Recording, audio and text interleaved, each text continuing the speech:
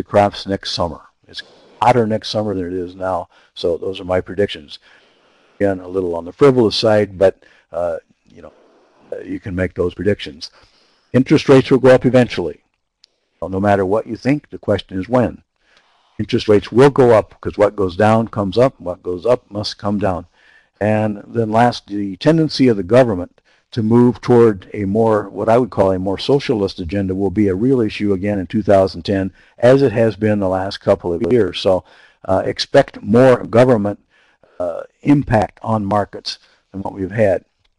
Now, some of the key factors to look at in 2010, in my opinion, before we get to the charts, is the first, the effect of stimulus spending. And it's not just in the United States, but it's kind of a worldwide phenomenon where governments have poured a lot of money, into the economy to save various areas, various sectors, banks or companies that they think are worth saving.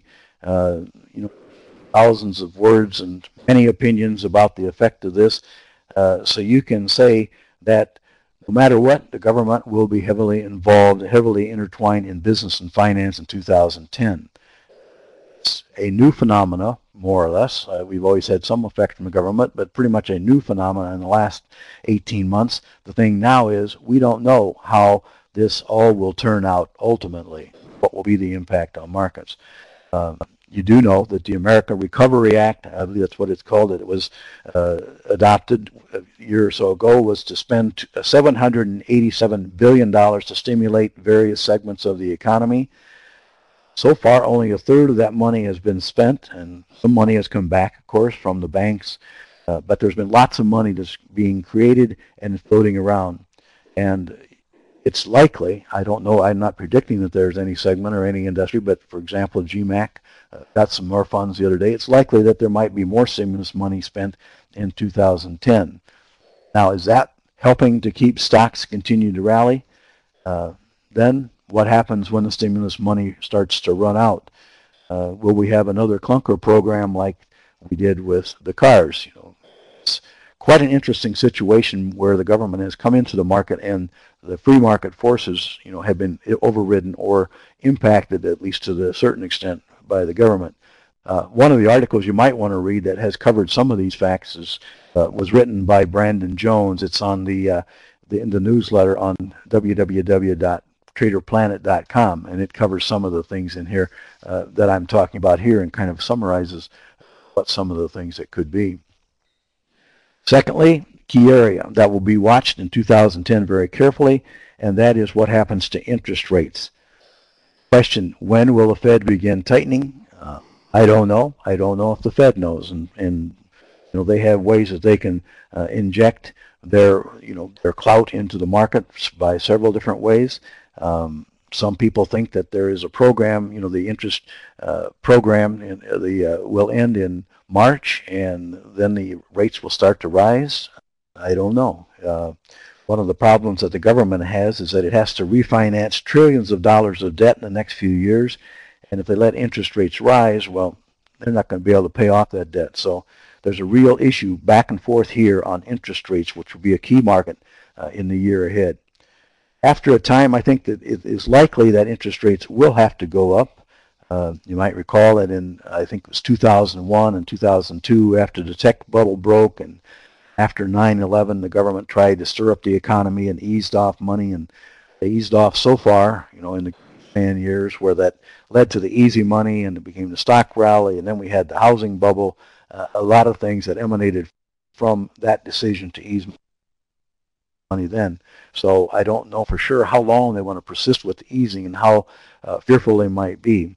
But whatever happens to interest rates, that's at the heart of the inflation versus deflation debate that is going on now. And it's pretty hard to see how Bernanke and company are going to come out of the current financial situation without having a rising inflation situation, unless he suddenly has become Houdini.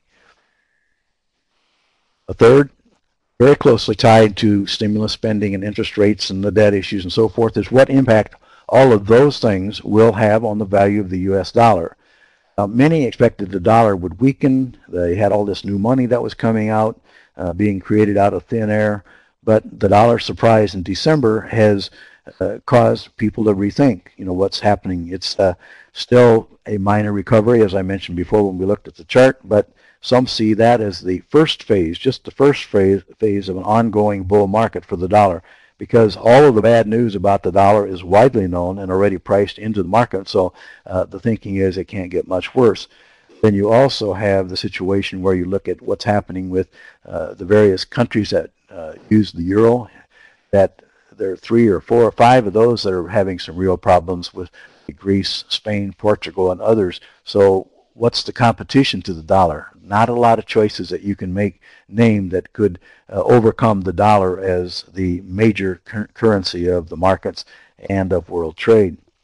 The dollar is the key to a lot of different things, a lot of different markets, gold, crude oil, soybeans, name all the other commodity markets that are tied to the dollar. And I think one of the things, if that dollar does go up, that should put pressure on most commodity prices. Now, other factors that could offset that, but that's one of the factors that will have to be watched very carefully. It's kind of the key market.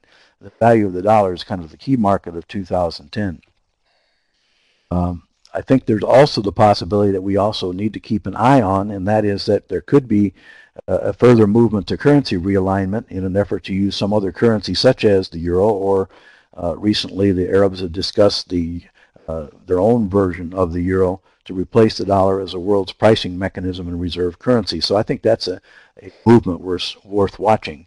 As I said, by default, the dollar still is king, and you kind of got to honor that until it's proven otherwise. The global economies and emerging markets are critical to economic growth, particularly at what happens in what are called the BRIC countries. That's Brazil, Russia, India, and China. They're both as producers and consumers of various commodities and goods. And so right now, China is especially standing out for its strong growth rates over the last few years. But the question has come up often, can it maintain that pace, and for how long?